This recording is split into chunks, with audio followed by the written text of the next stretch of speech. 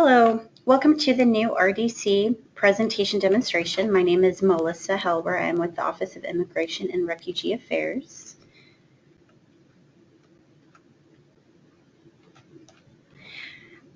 So today we are going to do a very broad overview of the new RDC.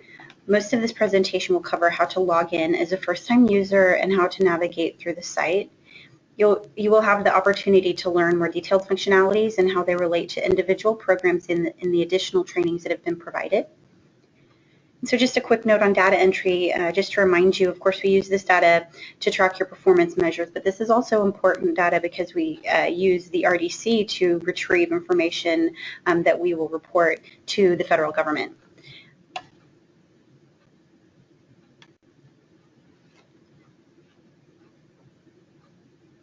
So there's three main ways we're going to go over the navigation of the site. One is the admin functionalities. We're going to go over some of the client intake and then some of the reporting functions as well.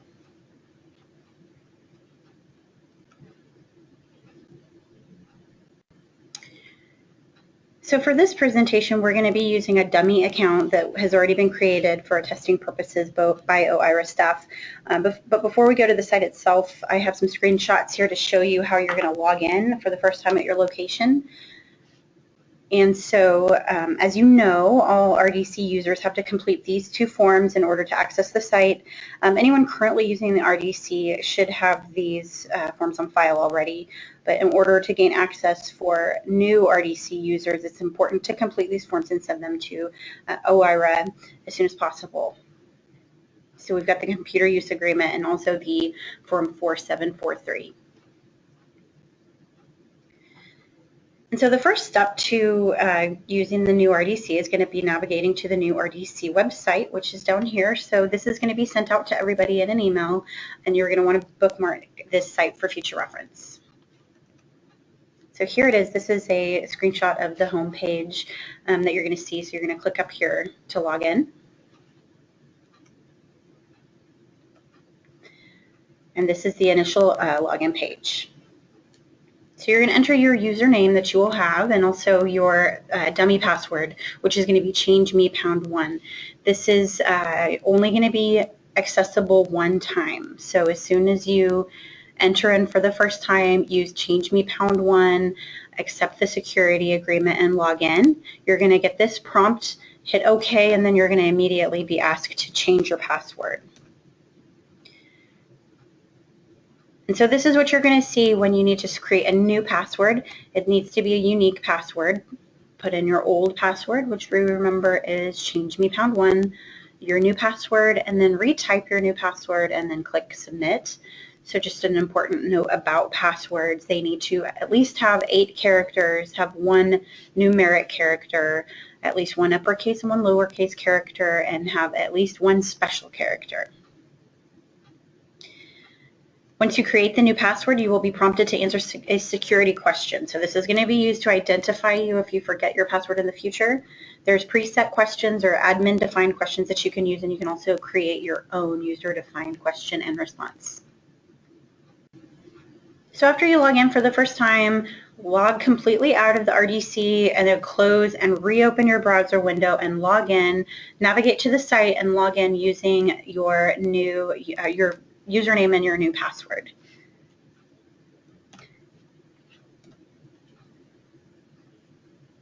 Okay, so that's the end of the little brief presentation just about how to log in. Now we're going to go to the RDC itself, and I'm going to do a little demo for you guys.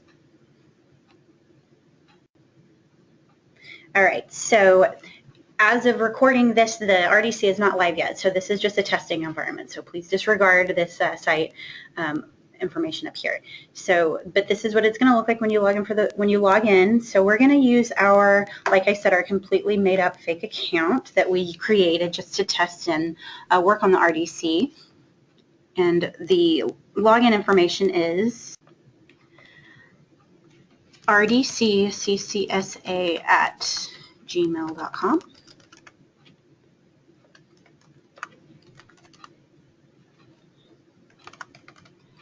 It's important that you read and understand and accept the security agreement before you move on.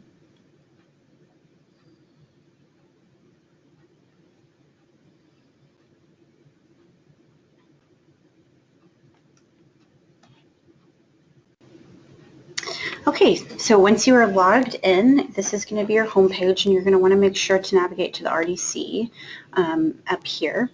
And whenever you're all registered and logged in, your organization name will appear up here in the corner.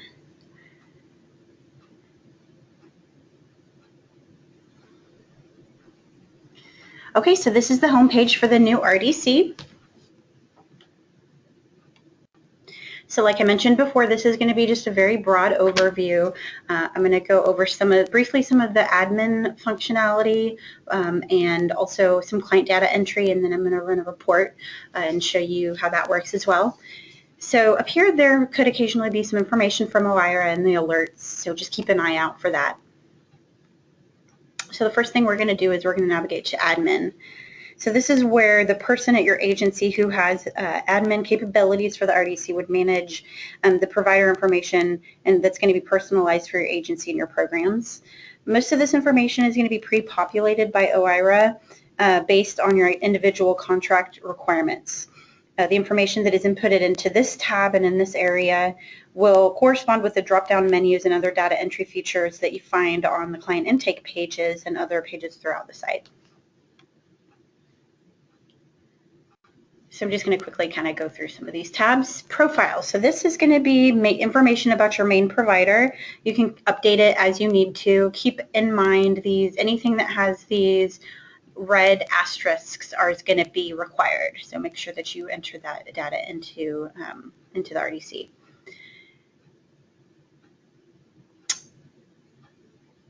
So some organizations have multiple sites. Not all of you do, but some of you do. So this is where your agency would keep track of information for all of your different sites, and you can update site information here. So for example, Refugee Services of Texas has more than one site throughout the state, and so they could keep track of the main provider and then the different sites, list them out here, keep track of their address and their other information, and update it if it changes.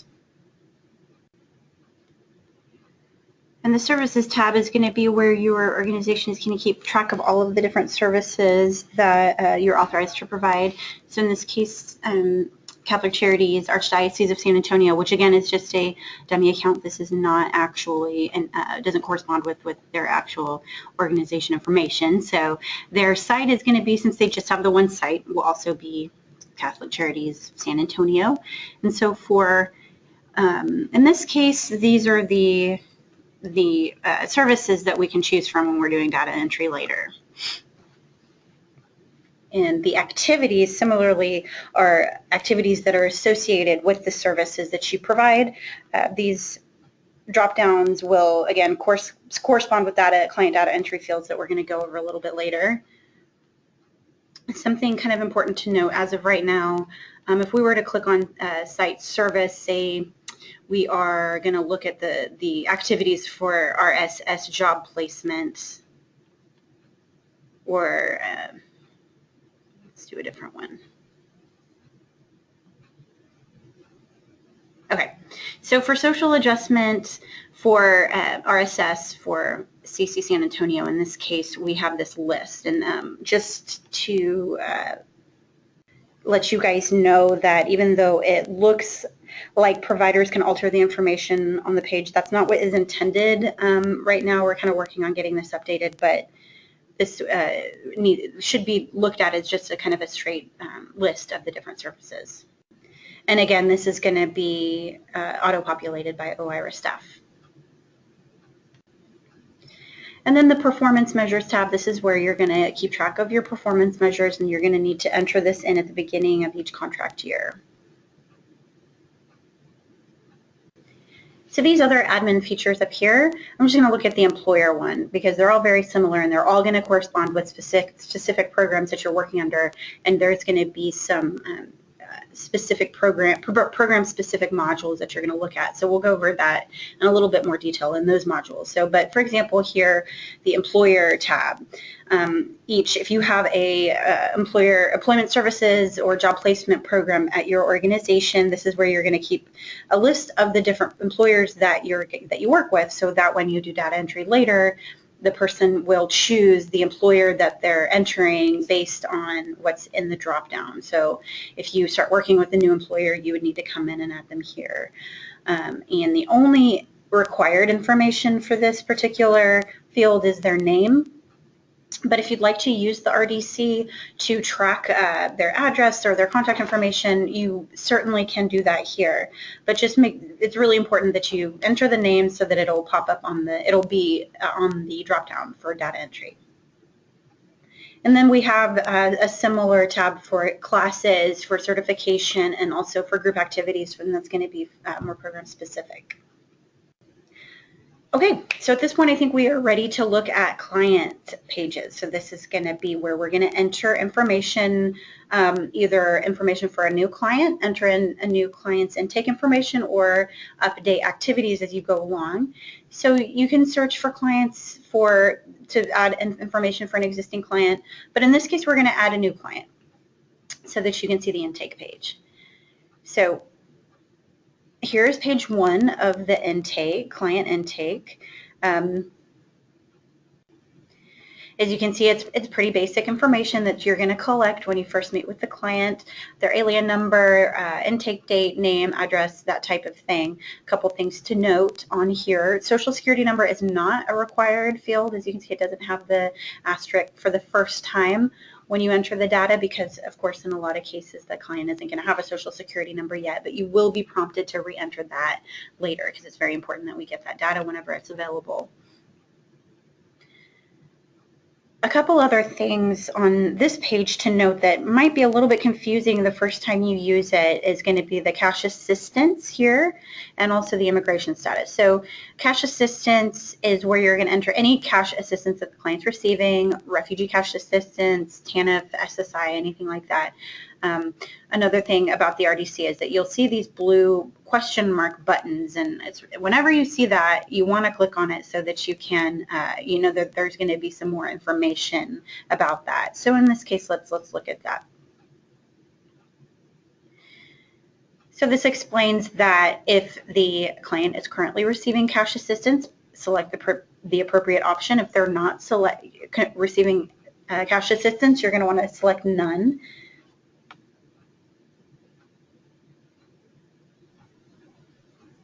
So we're going to want to edit cash assistance for this client. For this purposes, let's say that this client is receiving SSI. Now, the cash assistance date is going to be when the client actually starts receiving benefits. So it could potentially be the same date or the same month as, you know, when you do the intake. In the case of refugee cash assistance, that might be the case. In some cases, the payments are going to be retroactive. So if that's the case, that's going to be the date here that you enter, the date that the payments are retroactive to. So say this person applied for SSI, you know, a month ago or 6 months ago, and they just got approved and they're just now receiving payments, but they're receiving back payments for 6 months. So you're going to want to put that original date that they were eligible and they're receiving a payment for. So I'm not going to enter any cash assistance for this person right now.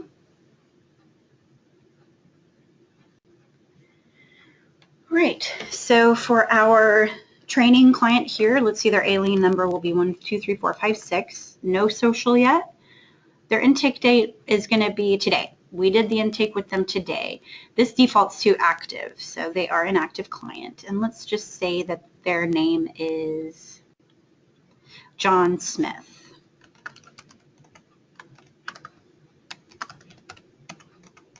And they live on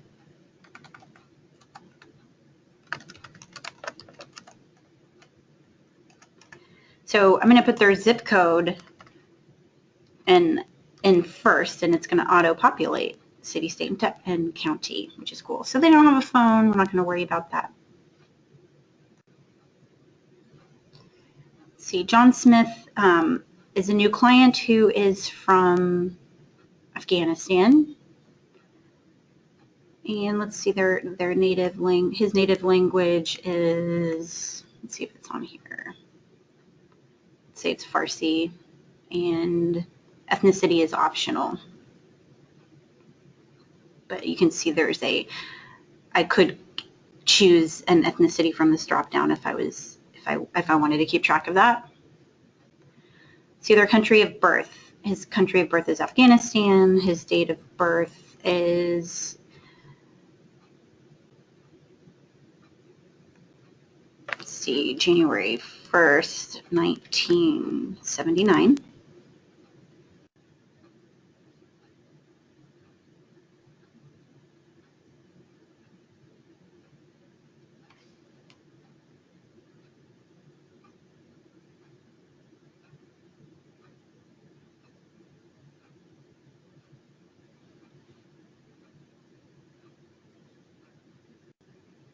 He is not going to be receiving any cash assistance, so we're going to enter none here and save. Oh, I need to enter the date. I'm going to look at that because that's a question. Let's see. That doesn't make sense. It's asking for a date. Oh, well, I looked at the question mark and it does say you will be prompted to enter today's date if client is not receiving any cash assistance. All right, so I'm going to put in none and then today's date, which is August 3rd, 2015.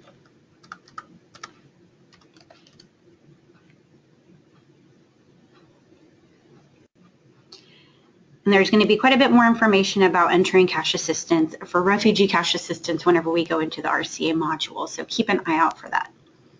Now, this person's immigration status, another little area that might be a little bit confusing the first time, is the immigration status and the eligibility date based on. So in his case, he's a refugee.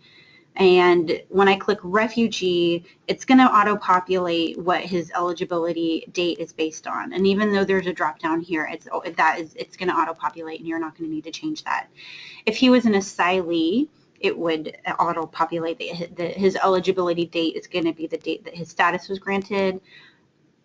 Similarly with SIV, date of arrival, victim of trafficking, date of certification, and so forth. So we're going to stick with refugee, his date of arrival, his eligibility start date. I'm going to know to enter his date of arrival from his I-94 on here. And let's say that that was July 25th, 2015. And we're going to save. All right, so now that we've saved, we have the option to go to intake page 2. We're going to collect a little bit more data on Mr. Smith. So just to point out something here, his initial state of resettlement, say that he's a secondary migrant, and he initially was resettled in Louisiana. If I were to save this, and another required field here is that he is not employed.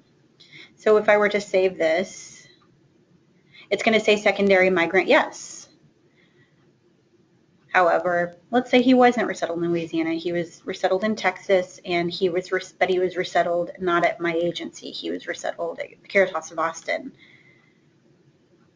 For the purposes of this information, he is not a secondary migrant because he was resettled in Texas. Secondary migrants are only going to be counted if they are resettled out of state. Here's some other not required information to enter about health information, education, etc. Of course, it's really important. You're going to have to enter whether or not they're employed and whether or not they're currently receiving health insurance. Right now, he's not because we haven't applied for Medicaid yet. We just did the intake today. So I'm going to put no, but I'm definitely going to want to update that.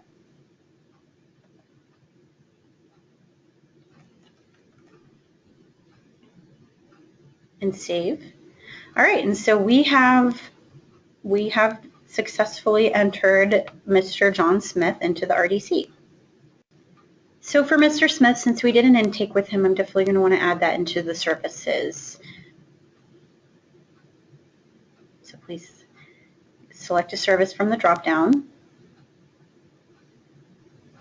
Let's say I enrolled him into social adjustment. Now, something important to note here on the data entry, some of your organizations have multiple grants that do the same program. So for example, let's say that you had a Cuban Haitian entrance program and RSS program, and both of them had job placement. You would want to make sure to pay attention to, when you're doing data entry, that you're selecting the right grant here. So in this case, if he is our RSS client, Refugee Social Services client, I would enter in RCA, or I'm sorry, the RSS job placement, but we're going to do social adjustment. Add him here.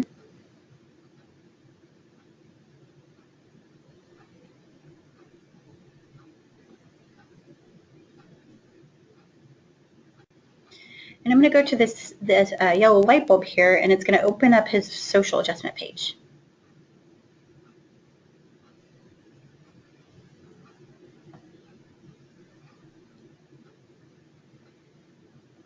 Again, look for the red asterisk to make sure that the very important information is required. So in this case, the case manager that's going to be working with him is going to be, I'm going to pick from the drop down, it's Elizabeth Vidales.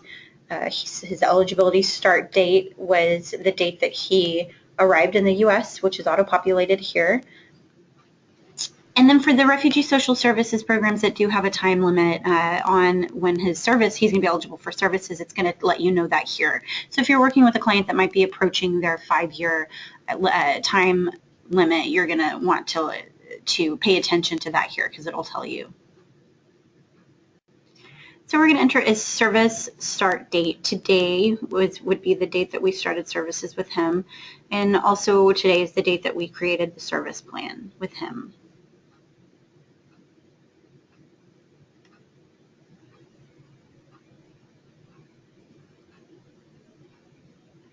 And I'm going to want to also enter my activities that I did when I did my intake with him today. So let's say we did a needs assessment.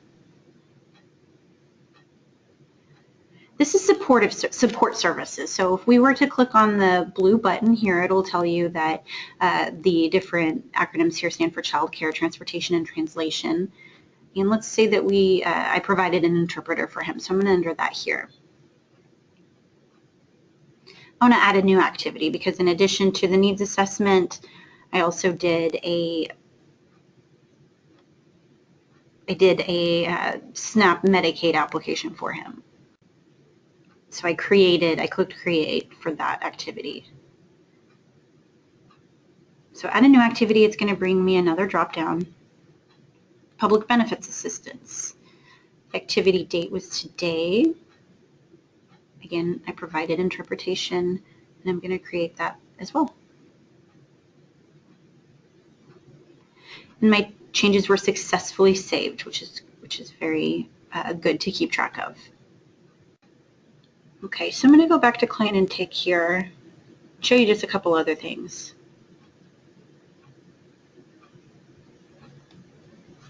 And again, on client intake page, I do want to point out that there is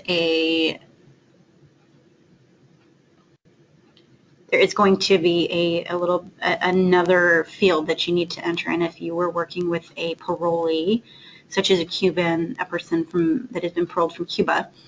So the parolee's eligibility date is based on their date of arrival.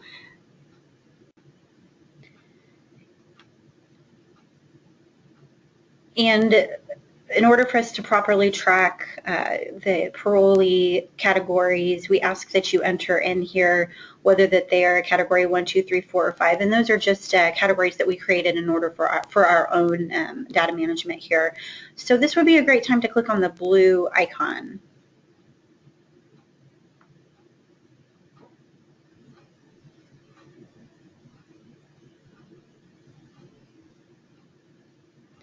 Category 1, Category 2, 3, 4, and 5. A lot of if you're working with RSS, Refugee Social Services, a lot of the parolee clients are going to be option or Category 2. They were paroled into the United States and they did not receive Cuban Haitian program services in any state. So that's going to be a very common one. But definitely pay attention to this if you're entering any parolee data. And we are going to save. See, it prompts you, it says to enter in the Social Security number as soon as possible.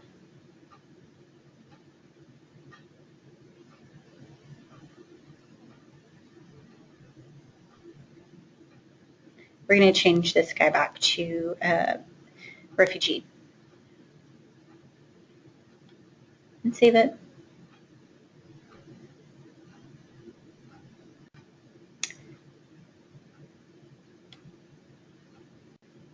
So the last thing that I'm going to go over in this presentation is going to be reports. So I'm going to click on the reports tab up here. So you're going to be given an option to look at state and federal reports, but program reports is probably going to be what you're going to look at the most. And these are the different reports that you're going to have access to. The most important one, of course, is going to be performance measures. So we're going to click here on the yellow icon that's going to bring up the option to run a performance measure report. So for our organization here, we're going to look at run a report for our RSS program. And we are going to select, let's say, the beginning of the fiscal year, let's say October, let me see if I can figure out what I'm doing here. All right, so let's say October 1st, 2014, end date, let's do today.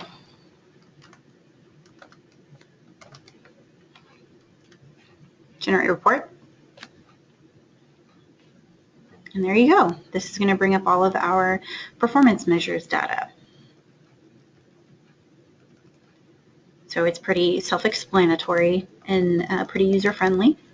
We can run the report in Excel. We can print it in PDF.